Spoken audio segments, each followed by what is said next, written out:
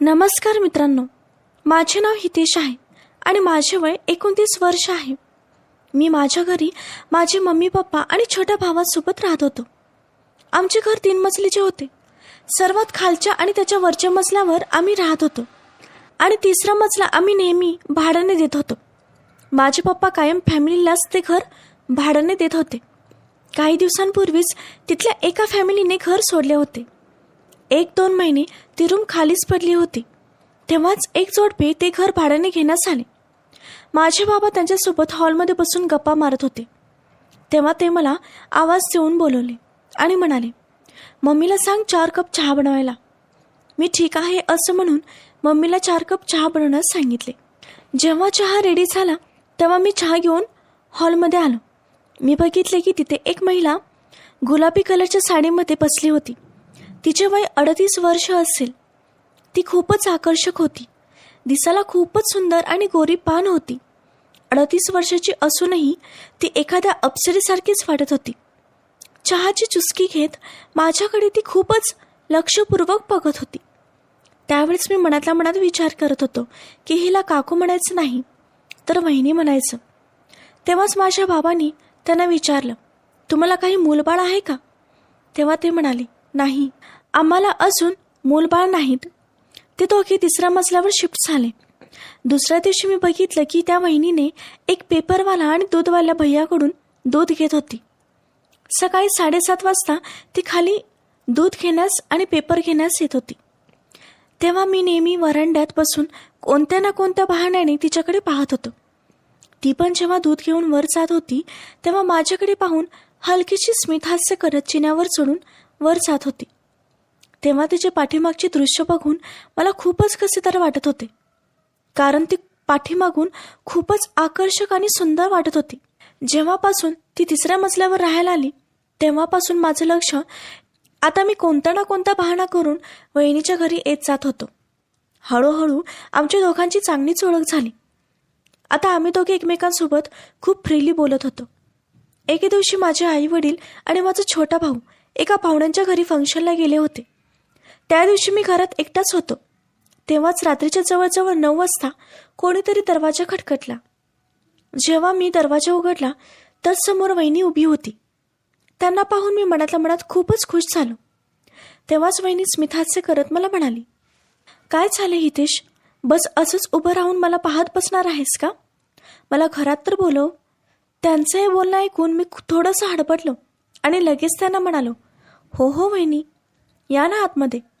वहिनीला सोफ्यावर बसण्यास सांगितले. मी वहिनीला विचारलं, वहिनी तुम्ही कॉफी पिणार का? तेव्हाच वहिनी मला म्हणाली, अरे हितेश, माझ्या घरातला टी व्ही अचानक खराब झाला आहे, चालूच होत नाही. तू जरा बघ ना टी व्हीला काय झालं आहे ते. मी लगेच म्हणालो, अरे हो वहिनी, मी येतो. तुम्ही रात्रीच्या 3 वाजता जरी बोलवलं तरी मी लगेच येईन. हे ऐकून वहिनी स्मित केली आणि मला म्हणाली, हितेश तू तर ना. त्यानंतर मी तिला म्हणालो, वहिनी चला, मी तुमचा टी व्ही आता लगेच ठीक करून देतो. पण ती म्हणाली, अरे राहू दे, पुन्हा बघू. आता मी तुझ्यासोबतच इथे थोडा वेळ बसून टी व्ही बघते. मी हसत तिला म्हणालो, हो वहिनी, तुम्हाला कशी पिक्चर बघायला आवडतात? तुम्हाला जे आवडेल ते मी लावून देते. तेव्हाच वहिनी म्हणाली, अरे मला समजत नाही, आता तूच एखादा चांगला पिक्चर लाव. मी तिला म्हणालो, ठीक आहे वहिनी. त्यानंतर मी एक खूपच छान इंग्लिश रोमॅन्टिक पिक्चर लावला.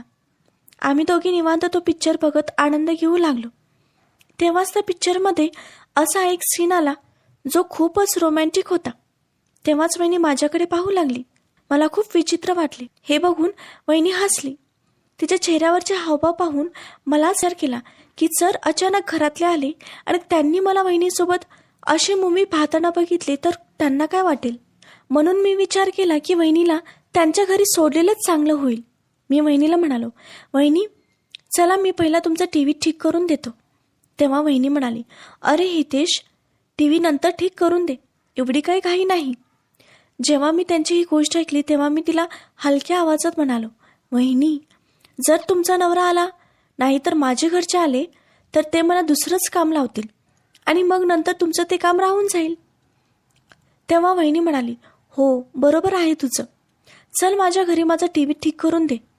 त्यांच्या आवाजामध्ये एक आपलेपणा होता. मी माझ्या हॉलमधला TV बंद केला आणि त्यांच्यासोबत जाऊ लागलो. वहिनी पायऱ्यांवरून वर हळूहळू चालत होती आणि मी त्यांच्या मागे मागे जात होतो. त्यांच्या चालत एक वेगळेच आकर्षक होते. पाठीमागून तर वहिनीचे शरीर खूपच आकर्षक वाटत होते, जे मला त्यांच्याकडे खेचत चालले होते. वाऱ्यामुळे त्यांच्या साडीचा पदर माझ्या चेहऱ्यावर पडत होता. त्यातून त्यांच्या शरीराचा सुगंध मला जाणवत होता. असं वाटत होतं की मी वेगळ्याच जगात गेलो आहे. जेव्हा मी तिच्या हॉलमध्ये पोचलो तेव्हा ती हळूच मला म्हणाली, "आत ये." तिच्या आवाजात एक मिठास होता. आतमध्ये जाताच वहिनी मला म्हणाली, "बस." मी सोफ्यावर बसलो. मला तिथे दादा कुठेच दिसले नाहीत, म्हणून मी वहिनीला म्हणालो, "वहिनी, तुमचे पतिदेव कुठे आहेत?" तेव्हाच वहिनी हसत म्हणाली, "अरे, आज त्यांची नाईट ड्युटी आहे, त्यामुळे ते डायरेक्ट आता सकाळीच येतील." त्यानंतर थोडा वेळ मी आणि वहिनी दोघे बोलत बसलो. तेव्हाच वहिनी म्हणाली, "चल आता TV ठीक करून दे, तोपर्यंत मी तुझ्यासाठी चहा बनवते." वहिनी किचनमध्ये गेली आणि मी TVमध्ये काय गडबड आहे ते बघत होतो. ते मी ठीक केले. त्यावेळेसच वहिनी किचनमधून माझ्यासाठी चहा बनवून घेऊन आली. आम्ही दोघांनी चहा पीत खूप गप्पा मारल्या. वहिनीशी बोलून माझं मन खूपच फ्रेश वाटत होते. घरातले वातावरण आता हळूहळू खास होत चालले होते. चहाचा शेवटचा घोट घेऊन मी वहिनीला म्हणालो, "वहिनी, TV आता चांगला झाला आहे. आता मला जावं लागेल." जेव्हा मी उठून जाऊ लागलो तेव्हाच वहिनीने माझा हात पकडला. त्यांच्या हाताचा स्पर्श मला थांबण्यास मजबूर केला. जेव्हा मी त्यांच्याकडे पाहिले तेव्हा त्यांच्या डोळ्यात एक वेगळाच भाव दिसून येत होता. तिने एक मोठा श्वास घेऊन मला म्हणाली, "तू TV तर ठीक केलास, पण आज एक अशी गोष्ट आहे ती फक्त तूच ठीक करू शकतोस." त्यांचं हे बोलणं ऐकून मी थोडंसं अस्वस्थ झालो आणि विचार करू लागलो, वहिनीचा पण नवरा आहे, तो पण ती गोष्ट करू शकतो, पण त्यांच्या या रूपामुळे आणि सौंदर्यामुळे मला तिथे बसायला मजबूर केलं. मी हळूच वहिनीला म्हणालो, "वहिनी, तुम्हाला काय बोलायचं आहे ते तुम्ही स्पष्ट बोला." तेव्हा तिने माझ्याकडे पाहून माझ्या हातावरून हात फिरवत मला म्हणाली, "हितेश, नवरा बायकोच्या नात्यामध्ये एक आपलेपणा असावा लागतो, पण मला खूप वेळा इथे एकटेपणाची जाणीव होते. माझा नवरा मला खुश करण्यात असमर्थ राहतो. बहुतेक तुला माझी ही गोष्ट समजलीच असेल." आता मला वहिनीचं दुःख समजले होते. घरातलं वातावरण अचानक बदललं होतं. मी हळूच वहिनीला म्हणालो, "वहिनी, पहिलं दरवाजा आणि खिडक्या तर बंद करा, मग आपण निवांत बोलू." माझं हे बोलणं ऐकून वहिनीचा चेहरा खुशीने खुलला आणि लगेच तिने घराचे सगळे दरवाजे आणि खिडक्या बंद केल्या. त्यानंतर तिने माझा हात पकडून तिच्या रूममध्ये मला घेऊन गेली. त्यांच्या हातात एक वेगळी जादू होती. त्यांचा स्पर्श झाल्याने माझ्या शरीरात एक वेगळीच ऊर्जा निर्माण झाली. आम्ही दोघं एकमेकांमध्ये सामावून गेलो. वहिनीला मी खूप थकवून टाकले. काही तासानंतर जेव्हा आम्ही खूप थकलो तेव्हा वहिनीच्या चेहऱ्यावर मी एक वेगळाच सुकून बघितला. तिने स्मितहास्य करत मला म्हणाली, "हितेश, आज तू माझ्या जीवनातील तो खालीपण दूर केला आहेस जे खूप दिवसापासून मला जाणवत होते. आज तू मला खूप संतुष्ट केले आहेस."